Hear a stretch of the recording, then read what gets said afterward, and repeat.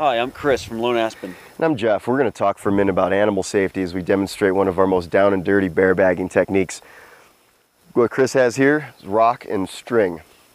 It goes over the branch of the tree. And here we have the 2 compression sacks that our sleeping bags were in before we set base camp, and a non-locking carabiner. We don't use locking carabiners because we don't do a whole lot of climbing. And in the winter time, when you get water in there, the locking screw will freeze, or you can get sand in there and the locking screw will bind. So we use non-locking carabiners. Another thing I want to point out real quick about Chris throwing that rock up over the tree is don't use something like your canteen as a weight to throw it over the branch. If it wraps around the branch, then you'll be putting yourself in a situation where you got to climb the tree to get your gear back out of the tree. And getting back to animal safety, just because you don't live in an area that has bears, mountain lions, and so forth, doesn't mean that animal safety shouldn't come to mind. The first time you wake up in the morning and find that your $1,000 backpack is ripped apart or has a hole chewed in it from a raccoon or even a mouse, you'll be thinking about ways to get your food up in the tree. You know, as far as animal safety goes, regarding bears, is that if you combine black bear, brown bear, grizzly bear, polar bear, and mountain lion attacks a year in the US and Canada combined, you come up with about 35 attacks a year, 2 or 3 fatalities. Now that's interesting if we consider that horses kill about 50 people a year in the United States alone. Someone dies behind the wheel of a car once every 15 minutes. 900 dog bites are treated a day in US hospitals. And about 20-30 people a year are killed by poisonous spiders and snakes apiece. Now that said, the most dangerous creatures on the planet to humans are bees, mosquitoes, and rats. They've killed millions of people because they carry disease, and so it's not always the big predators you got to look out for. I'd also like to point out that the most dangerous and aggressive animal in the northern hemisphere is the bull moose.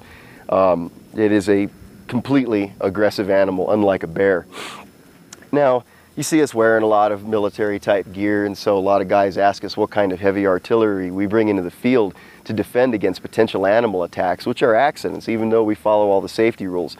Chris and I have been out here for 4 years and we have not had an animal encounter. We've seen all these kinds of animals out here, but we believe because of a subtle mix of luck and because we follow the safety rules, we've managed to keep a safe environment. So as far as what kind of artillery we carry, Chris has it in his hand. Yep, this is what we carry, bear spray. They even make cans bigger than this. There's all sorts of statistics out there that we've gone over that you can feel free to do your own research, and we encourage it to look up instances where there's been bear or animal attack and the use of firearms. And it's not as impressive as you'd think. The bear spray has always come out on top, and that's what we carry out here, because it's not a matter of, okay, did the round stop the bear? I mean, you got to take into consideration all the things that go into the attack. You might be surprised, you might not have access to your weapon, you might not get off that perfect shot that you could have in a hunting scenario.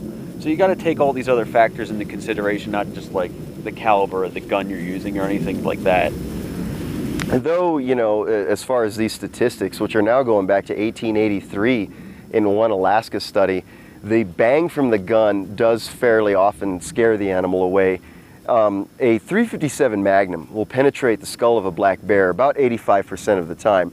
So anything smaller than that, and you're completely taking your chances. Remember, animals are not built like people. People are very soft. Animals are extremely tough. And your 9mm shotgun, these .45, these smaller rounds will not barely penetrate the fat layer of a bear. And if the bear, especially if in a situation with cubs where you surprise the animal and you're both surprised and the animal decides to attack, if you shoot them with something like a 9mm, there's a fair chance you can enrage the animal. And so unless you're going to carry your 300 Win Mag or your 44 Mag, which is fine, do your own research. If you want to carry a 44 Mag, carry a 44 Mag. All we wanted to say is that, based on the research we do, we think that bear mace is the way to go.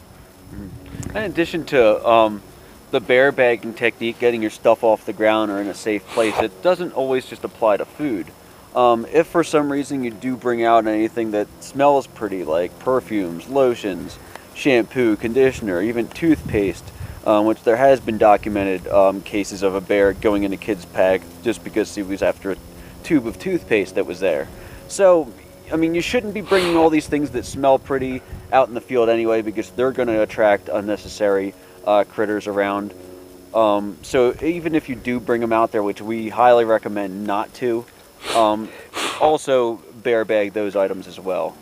Ladies, I understand. You want your lotion, you want your conditioner. I want my hair conditioner too, trust me. But it's just not the place to bring them. If you have to bring them, bag them with your food. Because the thing is that while humans are very low on the menu for things like bears in particular, what's very high on the menu is things that smell like berries and flowers. So the thing about, you know, keeping a clean camp, that's the main thing. You know, cook 200-300 feet downwind from camp. Bear bag your food like we have today, 200 or 300 feet downwind from camp. If you spill soup or food on the ground, scoop that chunk of dirt up and throw it in the fire before you go to bed. Gentlemen, when you cut into your summer sausage with your knife, don't wipe your blade off on the leg of your pants like the guy in the movie did. Unless you really want to smell like a summer sausage out here. If you spill soup on your clothes, change your pants or wash them off as quickly as possible. You know, I know a lot of people don't want to carry the weight of a rope and a beaner with you, or the extra weight of a bear mace. Do you know how much a bear weighs when it's on top of you? Trust me. Keep your camp clean, keep the food in the tree and off of your body. Yep, and as you're moving through the woods, even if it's yourself, make a little bit of noise. They sell little bells you can put on your walking stick or attach to your backpack, things of that nature. 2 or more of you, which there should be for safety and other reasons. Talk amongst yourselves, create some noise. You're not, you know, unless you're out hunting, of course, you know, you don't want to startle anything or provoke an unwarranted attack out here. The method we just showed you for bear bagging is a very simple one, and it's for light loads only.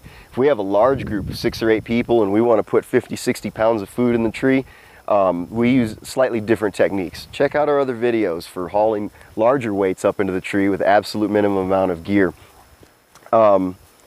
Thanks for stopping by today. We hope you enjoyed this video. Feel free to get a hold of us.